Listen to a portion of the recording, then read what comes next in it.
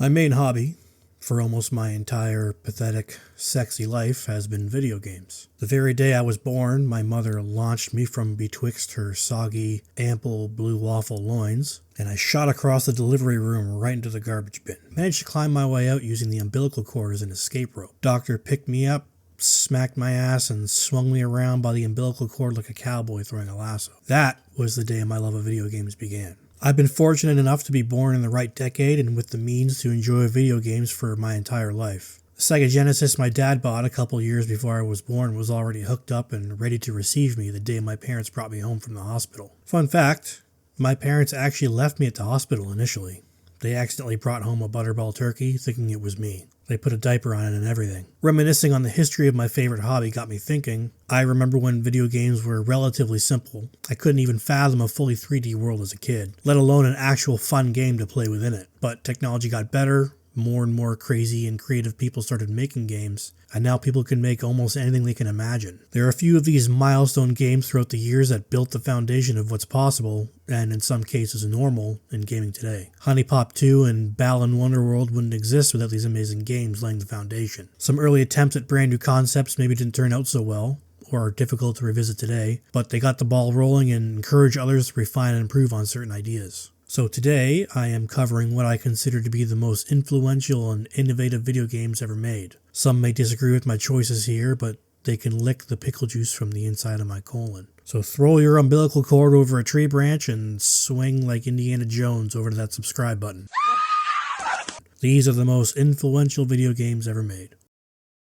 This is a pretty easy one. Super Mario 64, the 64th game in the Mario series, released as a launch title for the Nintendo 64 in 1996, and granny squirted all over the gaming industry. Feel like I should have known better, but I actually just found out that Mario 64 isn't the first 3D platformer ever released. It's like finding out pro wrestling isn't real.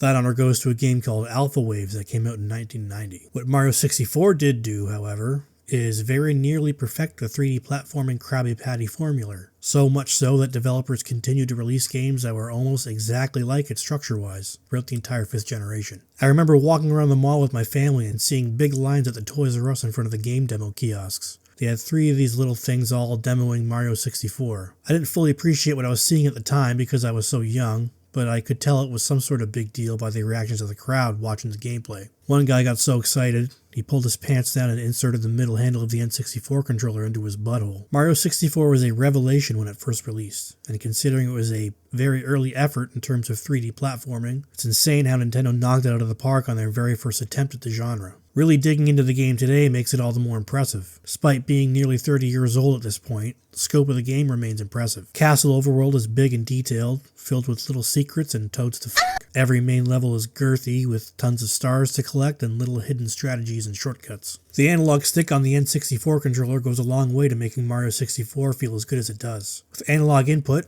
Mario wasn't restricted to 4 cardinal directions. He could move nearly one-to-one with the player's input. Abruptly changing directions causes him to quickly skid to a stop and pivot to a different direction with almost no friction at all. It just feels good. Mario has a ton of different movement options, such as a triple jump, a crouching backwards jump thing, and a longer distance jump that can be performed by crouching then jumping from a full run. All you have to do is watch pretty much any Mario 64 speedrun from the last 5 years or so to see just how much depth the movement system has, and how long it took for people to discover everything about it. Mario 64's impact on the industry can't be overstated. Other games straight up copied Mario 64's level structure and parts of Mario's moveset. This game pushed 3D movement and level design in video games, way ahead of where it would have been had it not existed. 3D Mario games continue to evolve and refine the gameplay that was first established all the way back in 1996, and every 3D platformer owes a great deal to Super Mario 64. The original Dragon Quest, released in Japan in 1986, later launched in North America as Dragon Warrior in 1989, is a JRPG developed by Chunsoft and published by Enix for the Famicom and NES. And when I say JRPG, I mean the JRPG. When people use the phrase traditional Japanese role-playing game to describe a game from the genre, Dragon Quest is the tradition. It's as traditional as bukkake sauce on blumpkin pie. It's like my family's annual tradition of getting together and swallowing things whole without chewing. Sometimes it's a cucumber, sometimes it's a copper pipe, as long as you don't chew it. It's how I got so good at sucking dick behind the KFC. Dragon Quest is incredibly simplistic these days. You only control a single character, and it's a pretty short game with not much plot. You are a hero who is tasked with killing the dragon who won't stop shitting on the floor to rescue a princess, so you can spread them cheeks, place your face in between them, then let them close in around your head. It doesn't get more basic than that, though the game does have a bit more going on after you rescue the princess, to be fair. This game was created by Yuji Horii, whose name fans of the series will recognize. He wanted to translate more complex PC RPGs that were available at the time, such as Wizardry and Ultima, to a more basic and understandable experience for the home console player base. The game was made easy to navigate and control without the use of a keyboard, instead being easily playable and intuitive on the Famicom's sparse 2-button controller. You only ever fight a single enemy at a time. Equipment is mostly just stat sticks, and you only learn 10 spells throughout your journey. Player is capped at level 30 as well, indicating the game's fairly short runtime. It's still by far the shortest in the series, taking a new player about 10 to 12 hours to beat the final boss. That's how long I last in bed if you count the time I spend crying. Foundation of console JRPGs was established with this game. Giants like Final Fantasy and even Pokemon to a certain extent owe the basics of their gameplay to the original Dragon Quest. Nearly every trope and cliché that would be established over the genre's life stem from this game. Random battles, towns with inns and shops that are connected by a greater overworld map, getting fingerprints, turn-based battles all started here. The art style was handled by God King Akira Toriyama, who was still writing and illustrating the original Dragon Ball manga for Shonen Jump at the time. He was responsible for character and enemy designs for Dragon Quest, and though we didn't get to see his awesome character design shine through until a few installments later, his monster design is legendary. Pretty much all the monsters in the original game continue to appear in Dragon Quest games to this day, including 11, which is the most recent entry that came out in 2017. Slimes from Dragon Quest have become just as synonymous as rats as Babby's first enemies in RPGs. Slimes themselves have gone on to become their own pop culture thing, with every Dragon Quest game ever releasing showcasing them in some fashion, as well as inspiring many other video games and anime to incorporate them with a slightly altered visual design. The original Dragon Quest truly is the grandfather of JRPGs.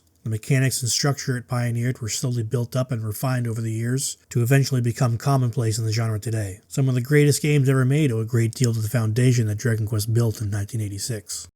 Metal Gear Solid released for the PlayStation in 1998 and was the third game in the Metal Gear series, following the original game and its sequel for the MSX2. Players once again take direct control of the main character Solid Snake, as he heavily coats himself in mayo so he can slip and slide through the snowy and very blue Ram Ranch facility undetected. I wouldn't need mayo for that, I'm pretty sure I'm about 70% Crisco. It's not the first stealth game ever made, but the improvements it made to the genre are still implemented in games today. Even those that aren't strictly stealth games but have some stealth mechanics continue to borrow ideas from Metal Gear Solid, such as enemies' cone of vision that's visible on the minimap, and thick cheeks that clap together when you try to sneak around.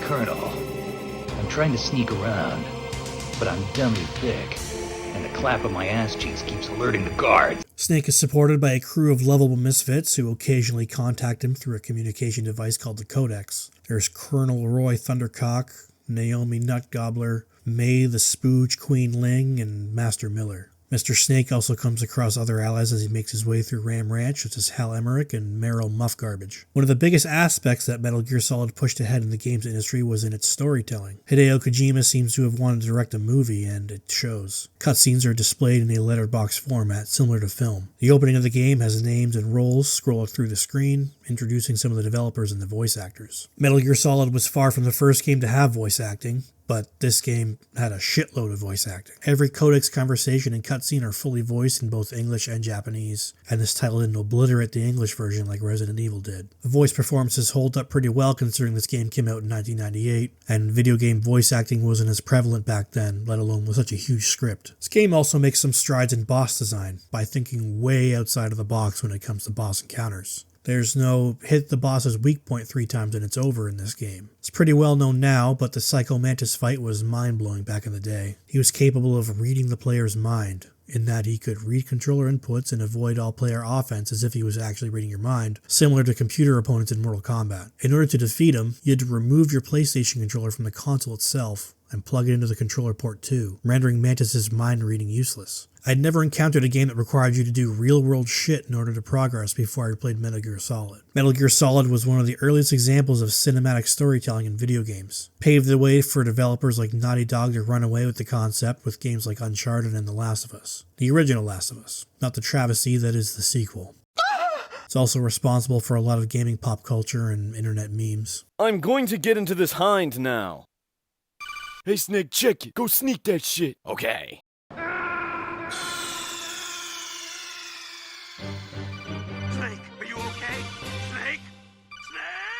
Nice argument, Senator. Why don't you back it up with a source? My source is that I made it the fuck up. Your memes end here.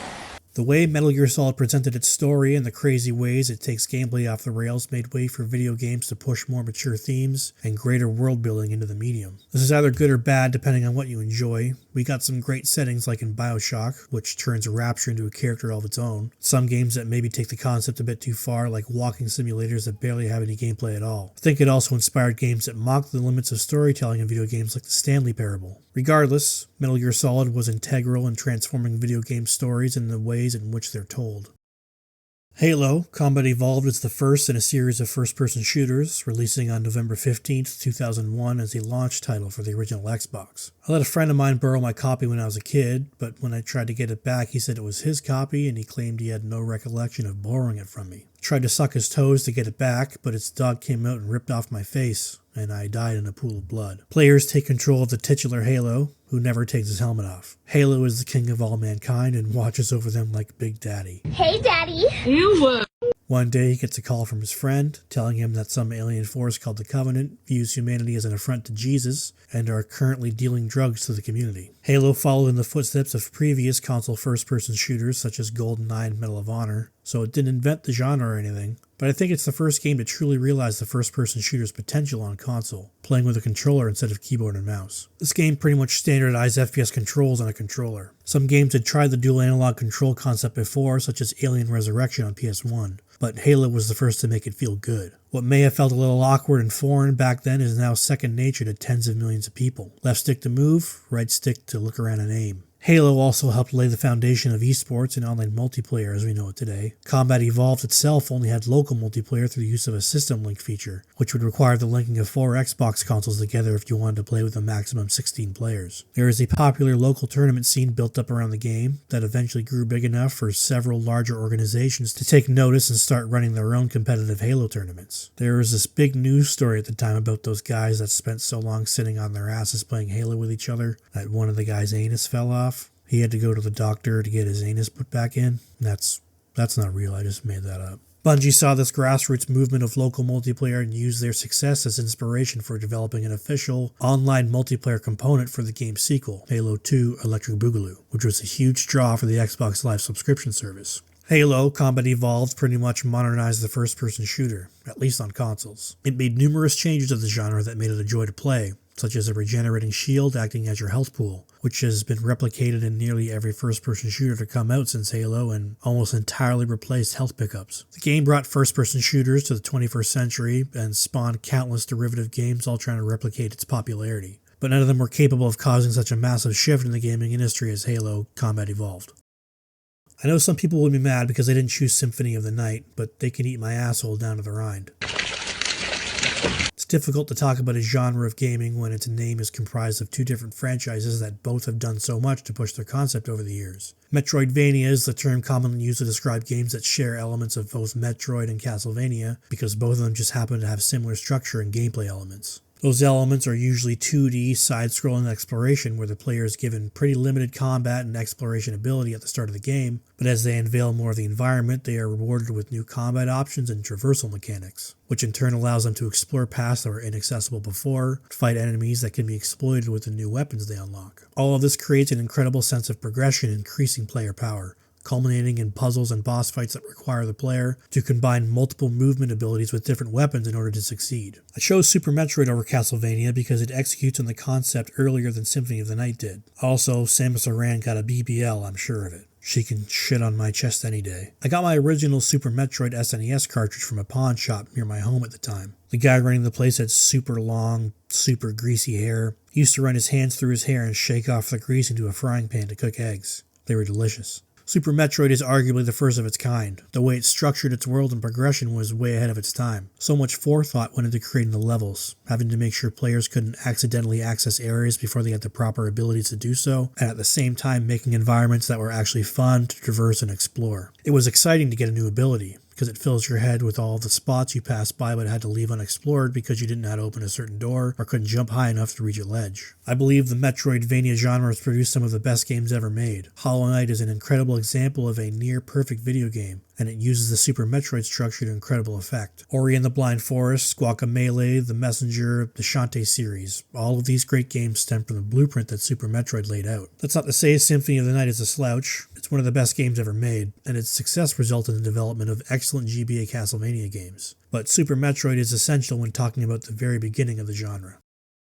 I strongly considered putting Wolfenstein 3D here, and even Catacomb 3D at one point. Although those games predate the original Doom, they weren't responsible for busting the FPS genre's fat nut all over the chest and face of gamers all over the world. There's not much setup here. The military accidentally opens a portal to hell on Phobos, allowing hordes of fully erect demons to pour out. So Doom Guy takes the bus over there and claps demon cheeks to oblivion. Wolfenstein is widely considered to be the grandfather of the FPS genre. And I agree, but Doom is the big daddy. Before first-person shooter became common nomenclature to describe games like Doom, people often referred to any FPS as Doom clones. That's how synonymous Doom was with the genre in its early days. First episode of Doom, which was shareware, was installed on more PCs than even Microsoft Binbos at one point. Id Software took everything they learned developing Wolfenstein 3D and turned it up to 11 in Doom. Gameplay is still a dream to play today, with smooth scrolling and movement that people didn't know was possible on PCs when Doom first released. There was a ton of fun weapons, power-ups, hordes of demons to kill, huge levels that were filled with secrets, allowing you to get some crazy weapons really early into the game. Doom's DNA still runs in first-person shooters' blood to this day, and its influence is undeniable. Id Software themselves continue to take inspiration from their early work,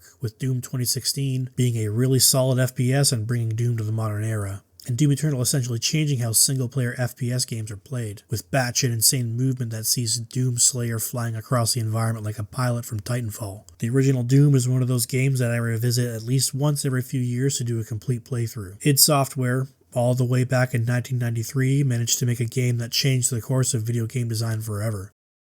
There is my list full of sensual, erotic, and stupid video games that contributed greatly to the medium. If you enjoyed the video, I would really appreciate a like and subscribe, and I hope you all continue to swing around your neighborhood with your umbilical cord. And hopefully I'll see you in the next one.